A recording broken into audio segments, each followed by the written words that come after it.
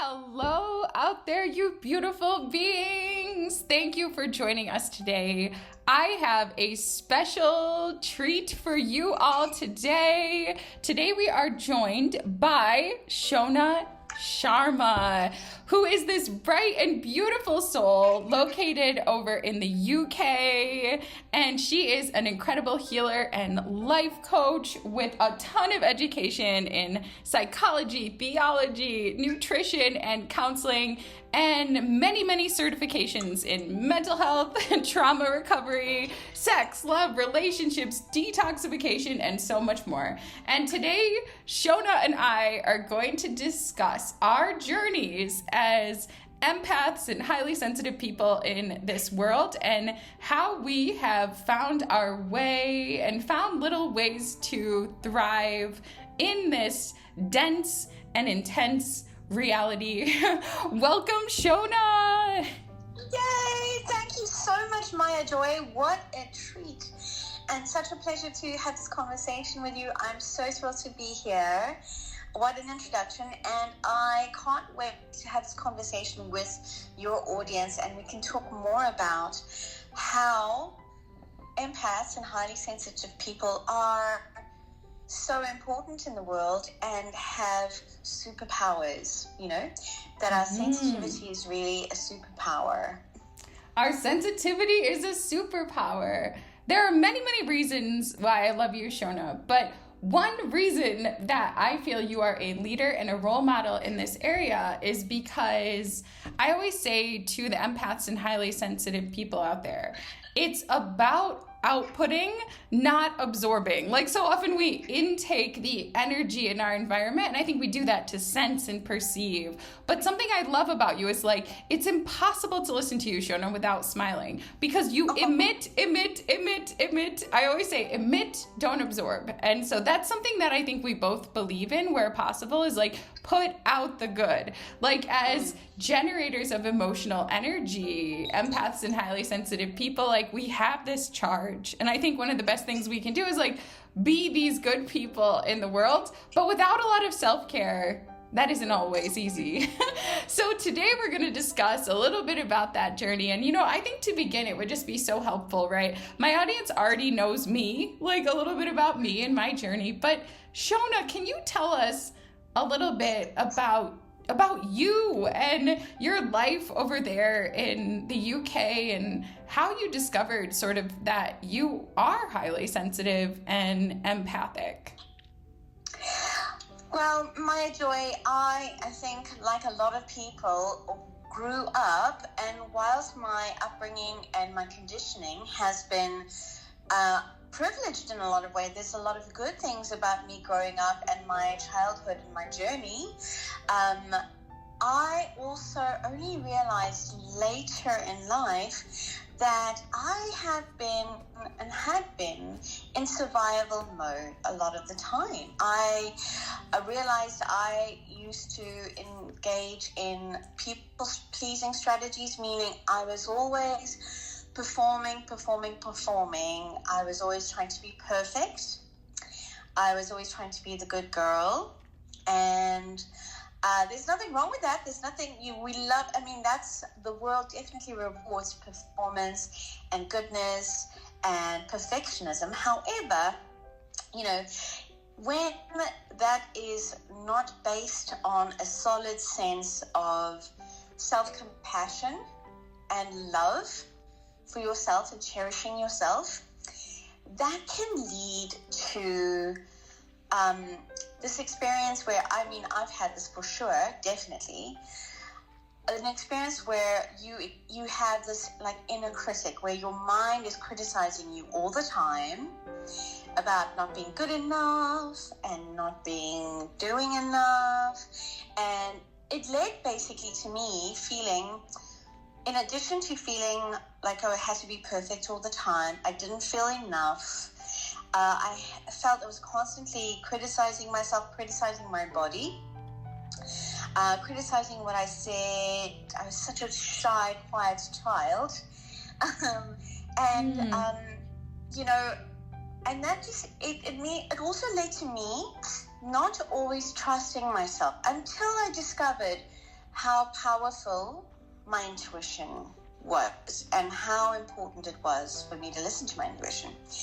But other feelings I felt were also a lot of anxiety. And Maya Joy, I've known you for a couple of years now, and let's say 2 years ago, for example, was a peak experience for me in not in a good way, but where I really found myself in this real loop, this continuous cycle and loop of constant anxiety and worry, and I might even say depression at times, because my mood was low, and this all comes from being someone who is highly sensitive and highly empathic, but the way where I was putting my focus, and I love that you said we need to be, when you're generating emotions and energy, you want to be putting that emitting, not absorbing. And for me, what caused this main problem for me, why I was in a lot of anxiety, was because I was centering my experience on other people. Meaning, I was trying to make myself feel safe in my body, in my feelings, in my mind, by trying to micromanage in a way, or manage and control what was going outside in the world around me. You know, and there's nothing wrong with that. It's a survival strategy. That's what we do to keep ourselves safe. That's what we learn to do. And we can never judge ourselves for our survival strategies, because look, we're here, we survived, right? But there's a big difference between surviving and thriving. So I will say that I never grew up thinking, I never gave myself the label of I'm highly sensitive or I'm highly empathic. I was just always that person who was looking at the world around me and observing and trying to figure everything out. And I would constantly see patterns. I would go to a cafe and I would see an angry grandfather getting upset with a baby in a high chair because the baby was making a mess in a restaurant. And I could just see exactly the dynamics that were playing out. I could see the grandfather's ego had been triggered and he was upset because he was a perfectionist. I could just see the whole dynamic playing out. And then after doing research and learning, and that led me to all this education, I realized these are people, we are people who are highly sensitive to our environment and empaths. So to answer your question, all the sensitivity and thinking and observing, and also trying to win at life, trying to be successful. You know, I wanted to be happy and have a family and figure life out, led me to, from age of 12, going to conferences, reading books, always being in the cycle of learning and self-improvement and growing and, being the learner, being the student, which is a wonderful, actually, paradigm to have. That led me to doing a master's in psychology and doing life coaching certifications, and also wanting to apply that to my body, because I didn't want to feel bad anymore. I wanted to feel better. I wanted to feel okay with myself. And I'll tell you that when I was in stress mode and super anxious and struggling, there were challenges I was aware of. Let's say, one challenge was like I wanted to maybe lose weight and have my body be fit and healthy so that I could live a long life and I didn't have to be, let's say, on chronic medication, for example. And there were other parts of me that didn't realize I was struggling. For example, in 2018, when I attended this conference and I got certified in emotional freedom technique, and I started applying these stunning, and thank goodness, I'm so grateful that we live in this day and age that we have access to these incredible mind-body healing tools. When I started tapping, that's the short word for it, the nickname for it, I really released so much anxiety and stress in my body that it was like I woke up and I was like, had this realization and insight, like, oh my goodness, I've been walking around like that my entire life. And I didn't even realize it, because it was like my normal, natural state of being, what I was used to, you know? There's so much goodness like in what you shared that I think people can relate to. And there's two things that really stand out to me that I think we tend to struggle with like a lot in early life as empaths and highly sensitive people. And so one is anxiety. I experienced so much anxiety in my early life. Like I was riddled with anxiety. Like sometimes I would meet people and they would be like, literally, are you okay? Like right from the beginning, because I was like so stressed and I was so anxious.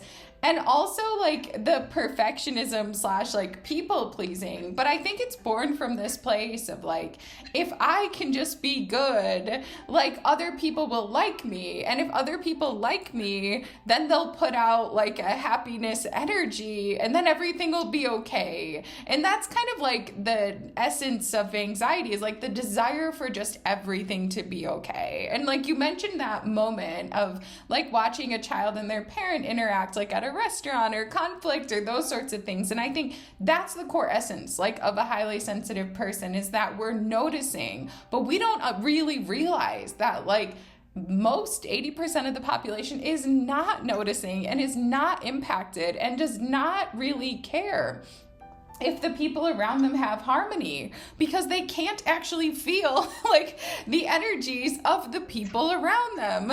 And so I think like as you described, right, like as a highly sensitive person, it's easy to become focused on the people around us. Like, and actually lose touch with our inner experience. And in a way, like my experience was similar to yours in the sense of like, I didn't even discover how unwell I was until I first experienced like calm and wellness. And that was in my 20s. And like suddenly I was in a higher state of consciousness. And that's when I realized, I think like how much suffering I'd actually been experiencing prior to that time. Shona, I wonder, like, so you're pretty immersed in the wellness field, like from the sounds of it. Not only are you a practitioner of various methodologies, but you've tried a lot of them for yourself, which is amazing. And I'm just really curious, like, where along the way did you first hear the terms like empath and highly sensitive person? And like, did it resonate? Like, did you recognize like, this is me? You know, that's such a good question. I actually only recognize that I am an empath and highly sensitive person when I was, oh my gosh, let's say in my 30s. Only in my 30s. And I think it's also because, I'm going to say this, and it relates to my experience, and maybe other people will relate to this, is I have been so harsh and judgmental on myself, also because the people around me, some people growing up were so harsh and judgmental because they had issues that they had dealt with. They were putting that on me, and not intentionally or on purpose or consciously, but just like you say, you were constantly anxious. And I think this is, you were saying, you know, what do we face? What are the challenges that we face? And I think one of the things is not knowing, what is this thing I'm feeling? Is it mine or is it somebody else's? And I would also say I would have identified as someone who did everything alone, who was preferred to be alone and do everything myself, because I didn't want to deal with drama, and I preferred to keep things simple, and I saw myself as having to be really strong. And because I grew up thinking it was better to be like a man, because men are successful and men are, you know, this is what, you know, from my perspective, men are really valued in the world. And so I didn't grow up valuing the fact that I was a girl and a woman. Everything that I looked around me, I saw that was looked down on and seen as weak, including feelings. I mean, I don't know if everyone can relate to this. I'm sure people can, but my experience has been, I was taught to be like a boy. I was taught, don't feel your feelings, don't express your feelings. I was judged for that and punished for that. And so I had to cope, and my way of coping was to push those feelings down and stuff them down. So I didn't, grow up in this environment where that was encouraged or valued or seen as a strength. So that's why it was such a surprise to me. And I was like, oh my gosh, that's me. I am an empath. I'm highly sensitive. And now, after I have done a lot of healing and educated myself and received education, I now see it's actually such a gift and such a superpower. But we have to know, that it is, so we can value that, right? And because I'll tell you why, I have been judging. I ended up judging myself. Mm-hmm. And we only get the value of our intuition and our feelings when we value it. So when I say, oh my goodness, my feeling is here, I feel whatever it is, whether it's lonely or sad or bored or upset or angry, and I don't judge myself for that, and I allow myself to feel my feeling, and I talk to myself very kindly with compassion. So I say to myself, it's okay to feel feelings, it's okay to have this feeling, it's okay to feel frustrated, it's okay, I'm allowed. And I allow myself, I celebrate myself and my feelings instead of judging them and pushing them away. That's like the starting point, And then I can go deeper and say, okay, if I'm feeling angry, because every feeling and every emotion is trying to tell you something really important. Anger might be someone has overstepped your boundaries, or someone has disrespected you, or something isn't fair. Sadness is here to tell us that there's something that we've lost, or we're losing, or we need to let go of something, And that I've really come to see our feelings and our intuition like whispers of the gods.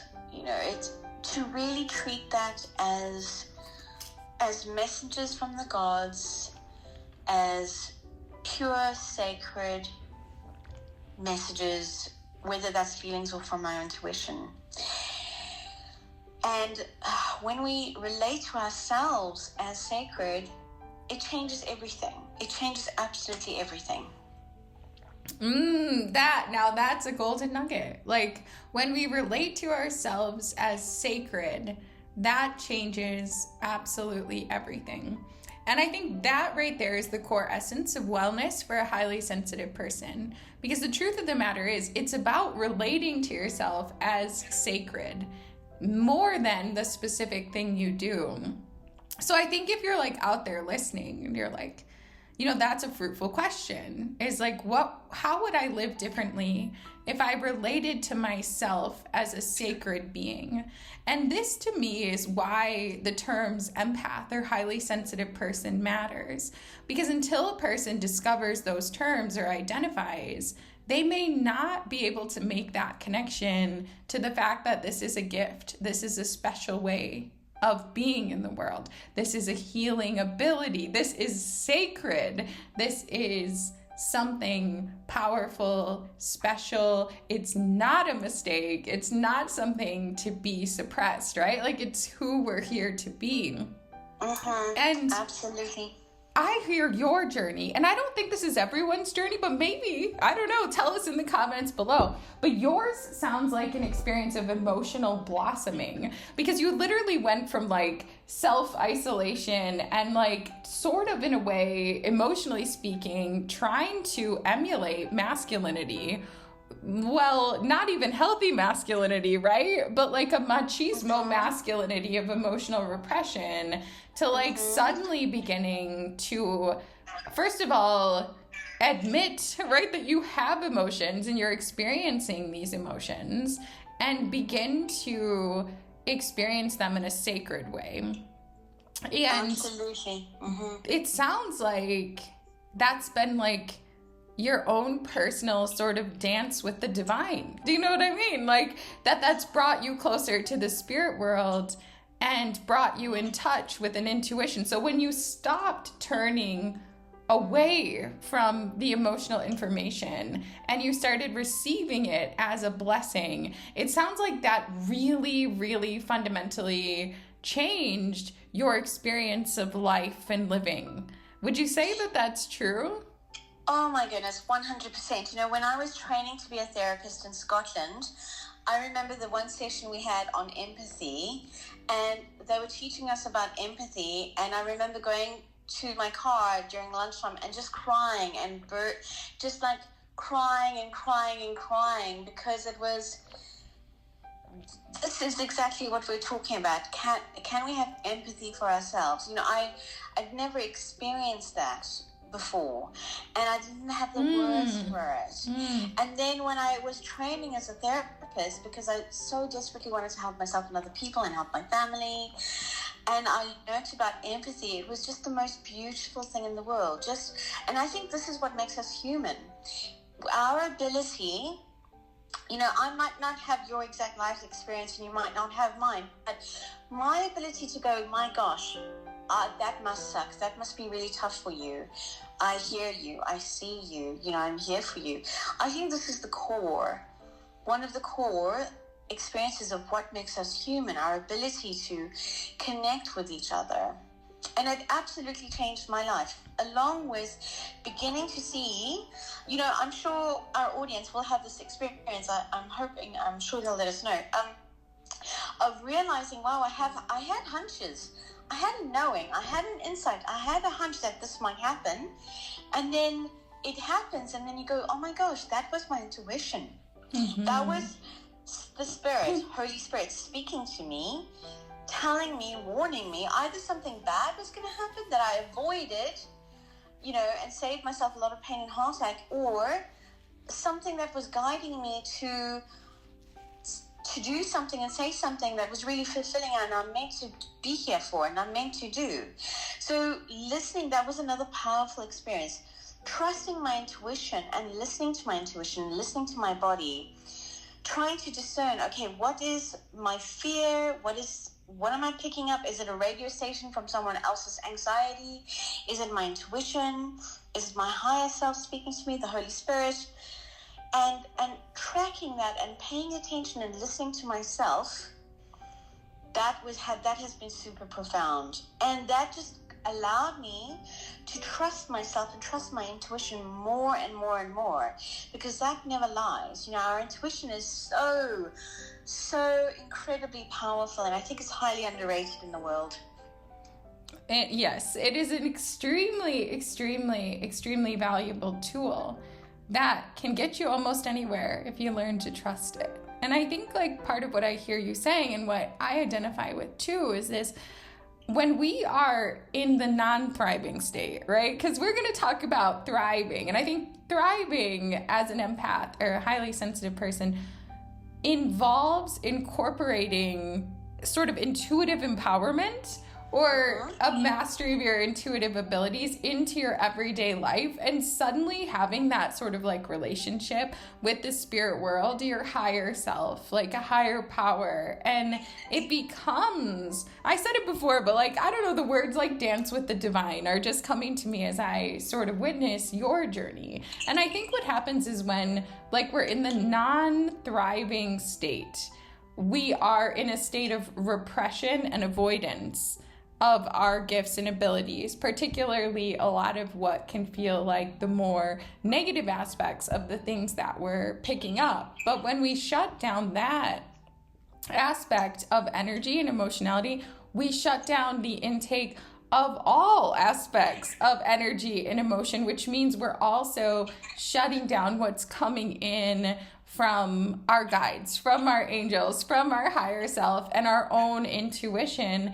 And you described it there a little, and I think this is going to be of great interest to the audience is like this idea of coming into a state of greater thriving by learning to discern, okay, like what is coming from others? What is my anxiety?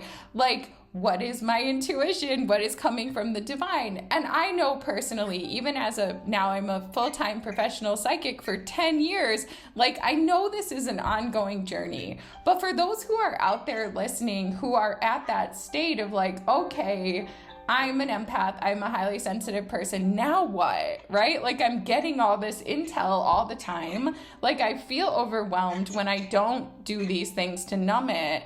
Like, where do I begin? Like in sorting out what is the intuition, versus what is just all the gunk out there in the world? Like, how did you begin that process yourself?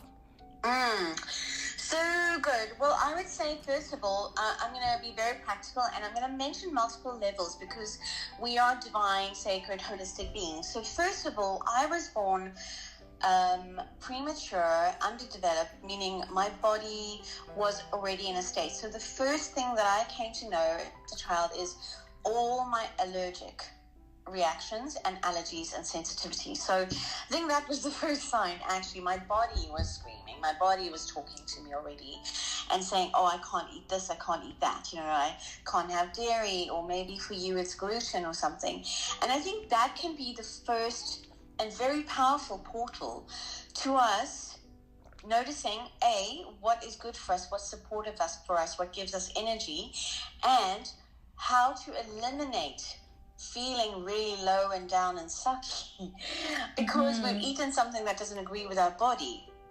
So on the first level, I would say it's about food. I'm going to say it on the body level.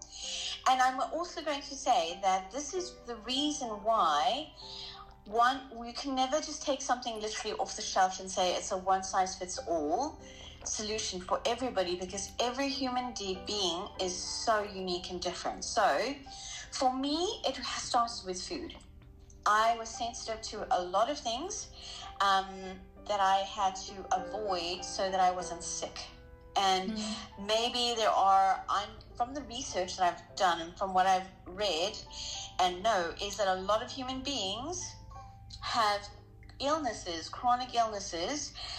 For women, it has to do with their womb, or it can be with their nervous system, like PCOS, fibromyalgia.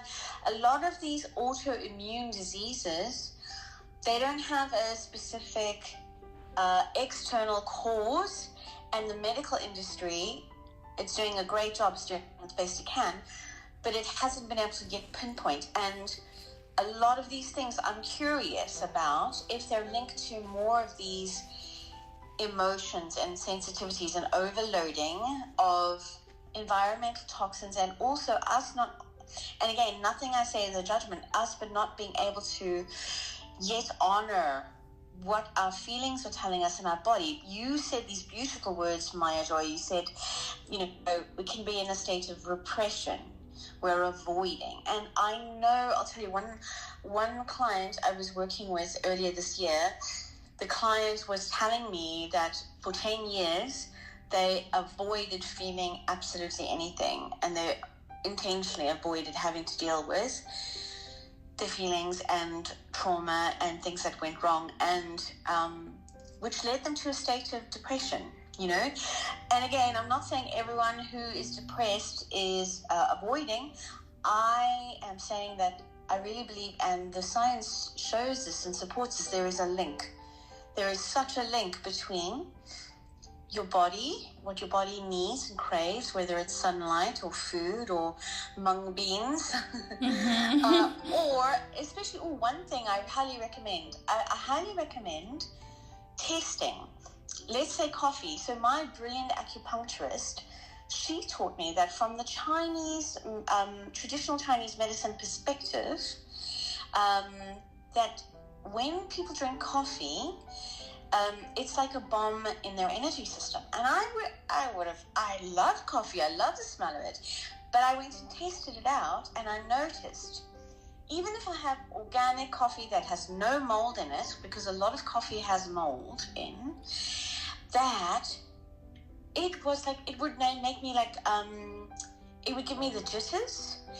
I would feel like frazzly and anxious, and this wasn't an emotional anxiety, it was like a physical anxiety, like my body was feeling jittery and anxious and jumpy. Do you know what I mean?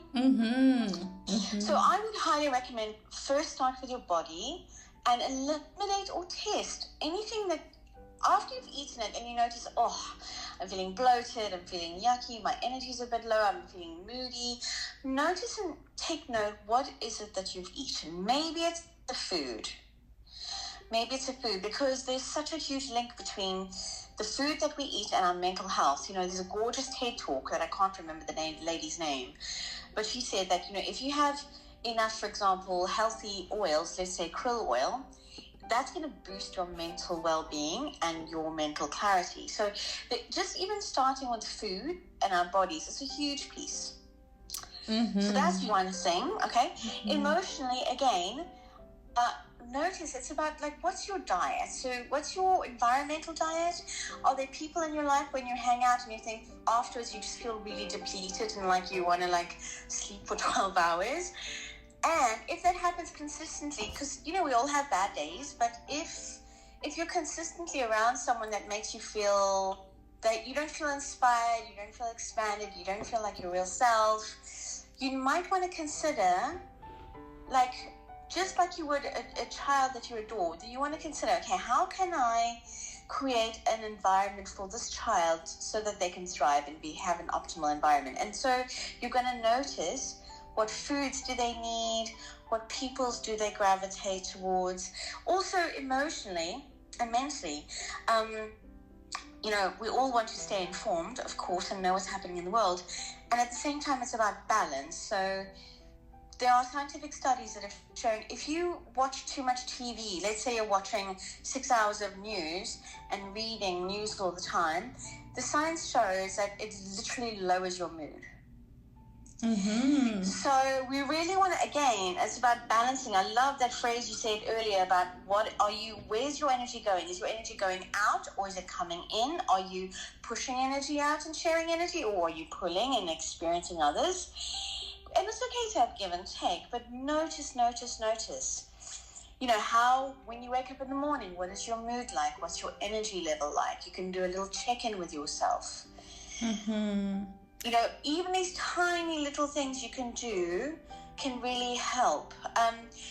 Here's another thing I heard from the creator of Body for Life, which I thought was profound. They said, if you don't exercise, it's like a depressant for your body. Meaning, your body loves to move. Your body, when you walk, we call it bilateral stimulation in trauma healing. When you just even simply go for a walk, you're moving your right side, your left side, and you're like moving them all in alternative ways, and you're balancing your brain and the hemispheres, and you're moving the energy. So literally just by going for a walk, you're balancing and regulating your nervous system. And our bodies need to, especially if you are a, let's say, generator or manifesting generator in a human design, you have a lot of energy and you want to use that every day. If otherwise, what happens if we don't move our bodies in ways that are pleasurable? For me, I love to just dance. I love to like put music on and dance and jump on the trampoline. If you don't move your body, then all that energy kind of accumulates, and it can, I think, go into your mind, and then your mind can start get really busy. So one way to quiet the mind, besides meditating, being mindful, or journaling or writing, is moving your body. So if you notice, okay, I've been sitting at my desk for 8 hours a day, it's going to naturally impact your mood, because if you're hunched over, your posture impacts your state. For example, if you stand up and you raise your hands and try and touch the roof, you can't really feel bad, for a long time if you keep doing that. And the same thing, Amy Cuddy did a TED talk about this around body posture, how your body posture impacts your hormones and your feelings. Same thing, if you scrunch your whole body into a ball and you try and generate a feeling of elation or celebration, it's kind of counterintuitive, meaning your body will follow your feelings and your thoughts, and it works the other way too. So if you think positive thoughts, you're going to feel better emotions, and that will lead to more activity in your body. It's all linked, and you can start that journey of lifting your feelings and your vibration any way you like. You can start by thinking positively. You can focus on what you want instead of what you don't want. You can have a conversation with someone that you absolutely adore. You can recall a memory that really lit you up. Or you can do something beautiful for your body. Go to the sauna, move, dance, listen to beautiful music. There are lots of things that you can do to, and they are super simple and easy, and takes maybe even a minute. Even a minute of jumping on the trampoline, a minute of sunshine, a minute of playing with a puppy will completely change your mood, So it comes back to what we were saying earlier. Really know yourself, know what works for you, what are your triggers, and what makes you feel good. Because I want you to feel good more and more, as much as you possibly can. The more we can all feel good collectively, the better for everybody, Shona, oh my gosh, so much wisdom pouring out of you. And for all of you listening out there, I did not know what Shona would say today. But in what you shared, that is basically exactly the same thing that I have found to be helpful in shifting out of just surviving, towards thriving as an empath or highly sensitive person in the world. So there is a strong, strong connection between being in the body and being clear in intuition, which I think is what you were speaking to. And for me, I was in a totally different field of work, international nonprofit management, and I became a psychic in a very short time. But what a lot of people don't realize is the hard work I was doing during that time of getting back in the physical body. And so for me, what that looked like is I actually followed Gerson therapy, which I don't think is practiced in the States anymore. But at the time, it was sometimes used to treat debilitating, deadly illnesses. But it was basically a vegan, mostly raw, juice-heavy diet with a lot of coffee enemas and internal detoxification.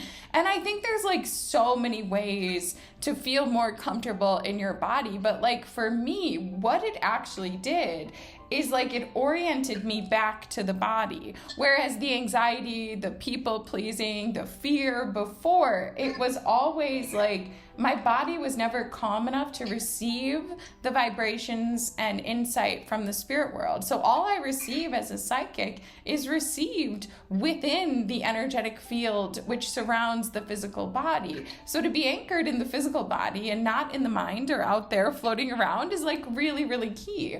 But to be anchored in the physical body, we need to experience pleasantness in the physical body generally, or at least feel okay with the physical body. So coming into right relationship, with my physical body was key. And yes, I had all the food allergies too. I've recently been on this amazing journey of reversing a lot of the food allergies and expanding my diet, which has been absolutely amazing. I think the reason that our bodies get sick, as highly sensitive people and empaths, a lot of the time is because they're just saying, listen to me, focus on me. They're trying to tell us, hey, listen, the key to thriving is pay attention to my signals. And so they start amplifying the signals, in responses to the world around us in hopes that we'll listen and we'll start paying attention and caring for ourselves. And that's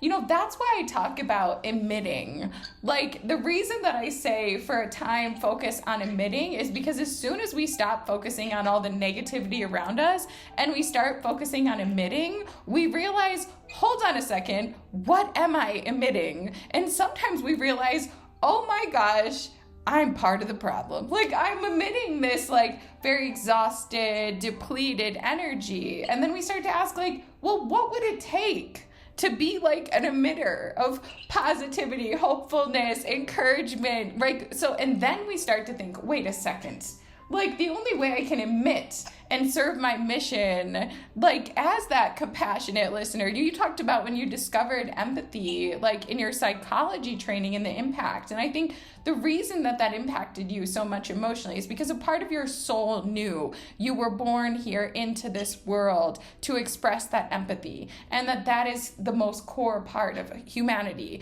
and that without that, literal, like the babies will literally die, you know, if you don't hold them like in a space of love. Like we need that, and the world needed that, and you came here for that, right? And so I think, like, for me, the focus on emitting begins to raise the questions: what would it take for me to emit positivity or something beneficial? And when we start to ask those questions, we realize, wait a second, it really is about movement. And it really is about like the thoughts in our head and how we're speaking to ourselves. And if I could prescribe like one thing to every empath or highly sensitive person, it would be walking outside. Like, you know what I mean? And like you mentioned puppies. Yes.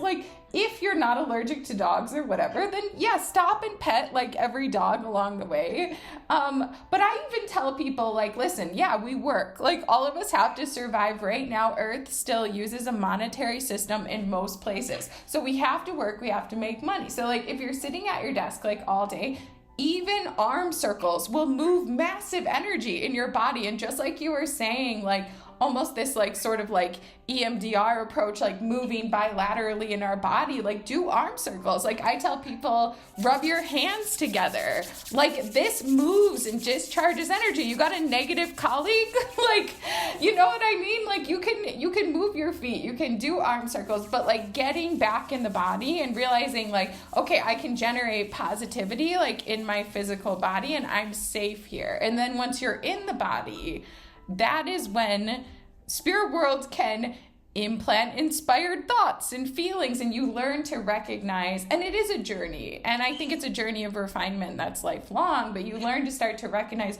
what does this signal mean? Like, instead of turning away from the energies or numbing the energies with food or with alcohol or all these ways that people numb, and then we suddenly are like, hold on a second, like, what if this is divine? You know, and you mentioned that, and we start to receive it. Okay, maybe there's a divinity in this. Maybe there's a wisdom in this. Maybe there's a knowledge in this. Maybe this is a blessing. But also something else that you mentioned, right? Like, but sometimes it isn't. And I think like it is courageous. Like we have to take good care. And I think like as empaths and highly sensitive people, we actually do know on a fundamental level, a part of us knows we came here in this world to serve a mission as a healer. And so we are oriented towards others, but the problem that can happen is there also exists the opposite of empathetic people like in this world who do not want to be happy, and they will emanate like negativity as a way of kind of taking in energy from highly sensitive people. And so learning to focus away from those people and recognize like how we're impacted by what we're taking in. You mentioned that, like, that's a core part of the journey too. And like my guide spoke directly to me on the day that the lockdowns began, which was like, I think March 17th of 2020. And they said, from henceforth, do not watch the news. And I watched a bit of news like every day prior to that point. I've never watched the news since then.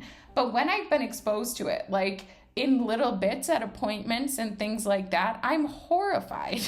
It's like literally like, you know, all of our senses are being bombarded with like the very worst things that exist in this world. It's like a selective refinement. Like it doesn't make sense. Like it's like eating toxic sludge. Do you know what I mean? It's like a very strange curation of the very worst things that exist in this world that we're taking in. And like as empaths, highly sensitive people, like you were mentioning this too, what we sort of need is the opposite.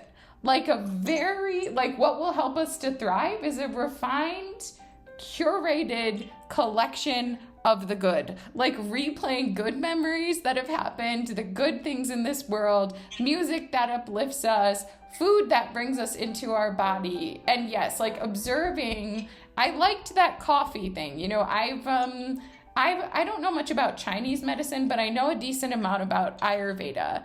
And there are people like the kapha type, they call it in Ayurveda, who are fundamentally a bit sluggish. And for them, coffee can be a match. But if you're already like a highly anxious person with a racing mind, it could exacerbate the problem. So it is an individual journey. And I think as an empath, as a highly sensitive person, it sometimes takes courage to find that balance between serving that role as a healer and then like also focusing on the self. And if we are not taking enough time to notice like how we are impacted by what we're watching, what we're listening to, who's around us, what we're putting in our body, how we're sleeping, like then our body starts to send us signals. And those can be, right?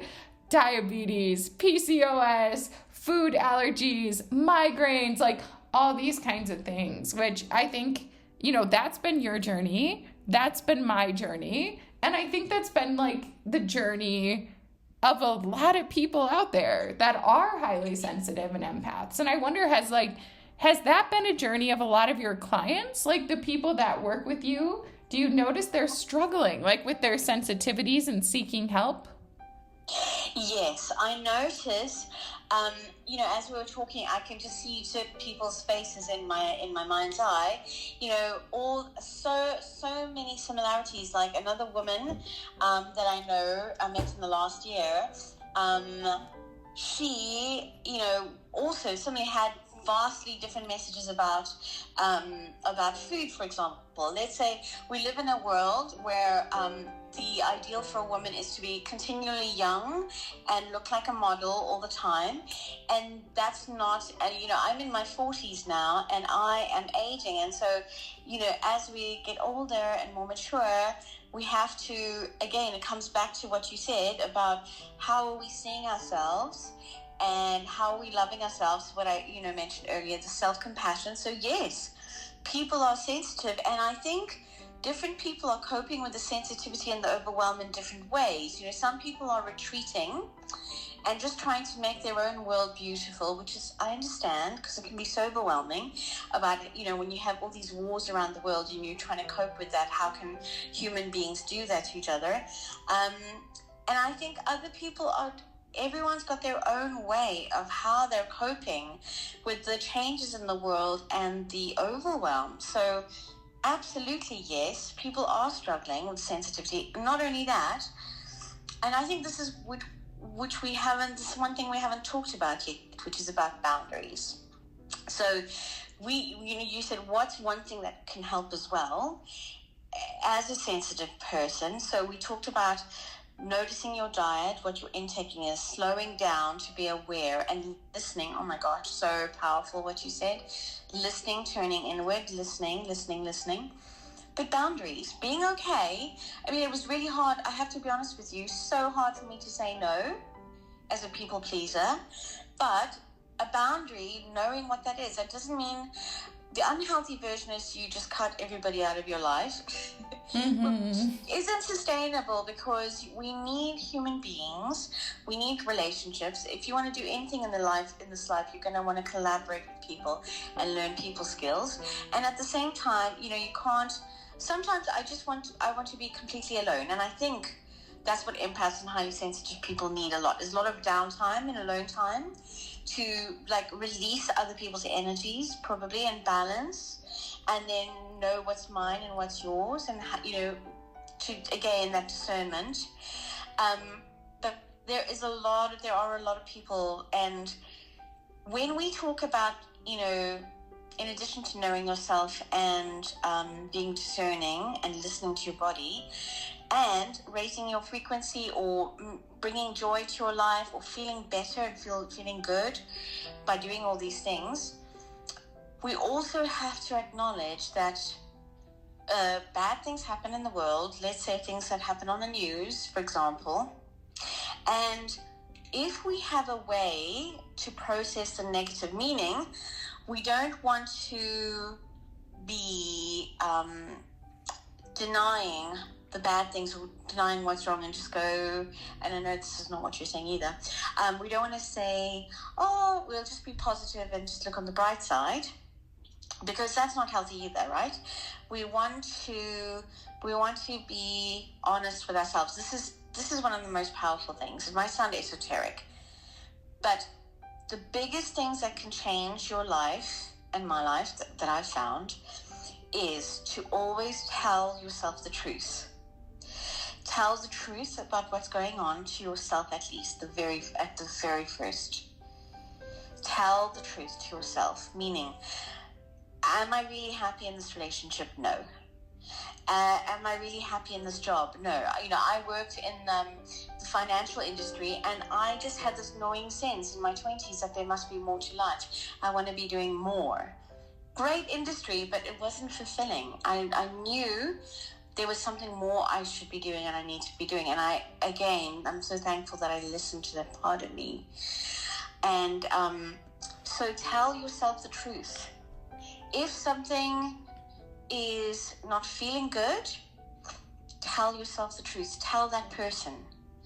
And I feel there's almost nothing you can't say, I would say, to a healthy person. We're not talking about people who have mental illness or on the spectrum of, let's say, narcissistic or personality disorder, for example. You can almost say absolutely anything to someone if you tell them the truth and you do it in a loving, respectful way. Agree. Yes, I agree with that.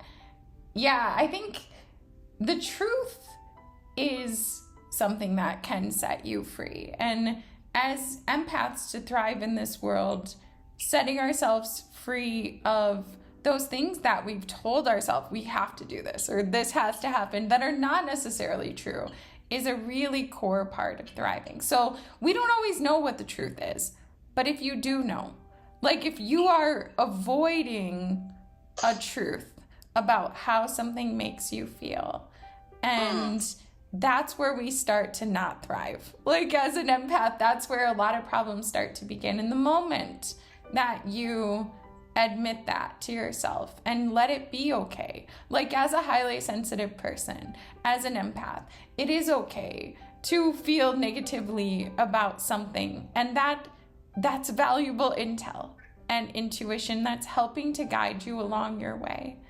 And letting go of those things that are producing the negativity will lead you on to the most mystical, magical, beautiful journey. And yes, you're right. There's definitely negativity in this world. I mentioned that in most of my videos, is like, we come here to experience duality.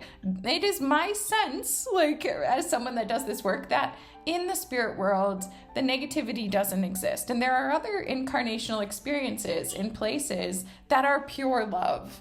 But we didn't go to those places. Like we came here because somehow, for some reason, our spirit was energized and excited by the idea of experiencing duality. And all of us in life go through periods of darkness. All of us go through challenges. All of us go through struggles, and it's not a mistake. Like, it is my sense from the guides that that's all a part of the plan. And through it, we discover compassion, we discover personal strength, we discover capacities within our being that we never knew were there. And this is all part of the journey. But learning how to care for ourselves through it and how to care for others through it, that's what gives our life meaning. Like to be that kind voice in our own head, or that, gentle hug for that person who's in their downtime. That saves lives. That's what makes life worth living. And I think that's why we are here.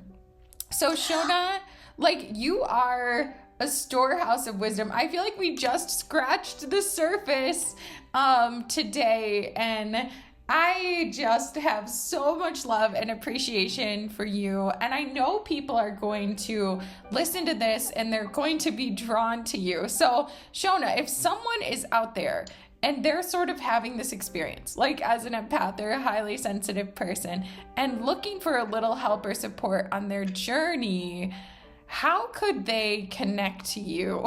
Like if they might like to receive some of your wisdom and care. Well, absolutely. First of all, I do have an Instagram page. It's called Shona Portal to Peace that I post there if people would like to connect on Instagram. And I have set aside some time if people want to have a conversation with me. I would love to connect. We could have an initial conversation and connect and find out how they're doing and if there's a way I can support them. And if they're interested in something more tangible, like maybe finding out what their Enneagram personality type is, I'm offering a 20-minute Discover Your Enneagram personality type call. Mm-hmm. So I would be very excited to talk and connect and see how I can support. Mm-hmm. So for all you listening, just to clarify, I forgot to mention, Instagram. I don't have Instagram. For me as a highly sensitive woman in person, it's not helpful for my well-being, but for many people it is. So if for you it is, and you have Instagram there in your pocket, please follow Shona Portal to Peace. I will link in the description below. Shona is also offering like a sort of a compatibility discovery session, 15-minute call for free. Link will be in the description and in a pinned comment. In addition to that, we are giving away a gift, and we always give away gifts in these interviews. And this one is something that some of you have been asking me for, which is information about the Enneagram, which I don't have, but Shona does. So if you would like to discover your Enneagram, we would like you to enter our drawing. We are going to be drawing a winner for an Enneagram discovery session on July 1st. To enter, please post the sun, either sun emoji in the comments below with your name. So I would post the sun, Maya Joy, and Shona would post the sun emoji, Shona Sharma. Okay, so that's how you can enter, and we'll announce the person who wins on July 1st. If you'd like to connect with Shona before that, follow her on Instagram or book your 15-minute call for free. And wow, the time has just absolutely flown by today. I don't know where it's gone. Shona, I just want to thank you so much for sharing so beautifully and for joining me today. It has been an absolute pleasure to have you on the channel. If anyone out there would like to hear Shona and I speak again, let us know what you would like for us to talk about in the comments below. Okay? Shona, thank you. Do you have any closing comments, words of inspiration, or remarks for our beautiful listeners? Yes, I would say, first of all, thank you, Maya Joy. It's been such a pleasure and an honor to be having this conversation with you. And if you're listening and you're going through a tough time, just know you are not being punished. You've done nothing wrong. You're going to get through this. And it's what Maya Joy said. You're being gifted so many skills to build your resilience, and you are not alone. We are here for you. There are people who care about you, You are important. Your gifts are important in the world. And if you're doing well, then I celebrate you doing well, and I encourage you to keep shining your light and share your beautiful gifts for the world, because I really do believe that all the problems in our world today can be solved by all the people alive today. If we put our heads and our hearts together and we collaborate, we can make life even more beautiful for everybody here. Yay! Such a gorgeous message. Yes, Earth is in a process of transformation, and all of us together are here to create a more loving, harmonious, and healthy reality. And we're doing that. And to all those out there, if you are struggling, it's okay. If you are thriving, it's okay. All of it is okay, and we are here. Thank you for spending this time with us. Thank you for joining us. Many, many blessings to everyone out there, and namaste.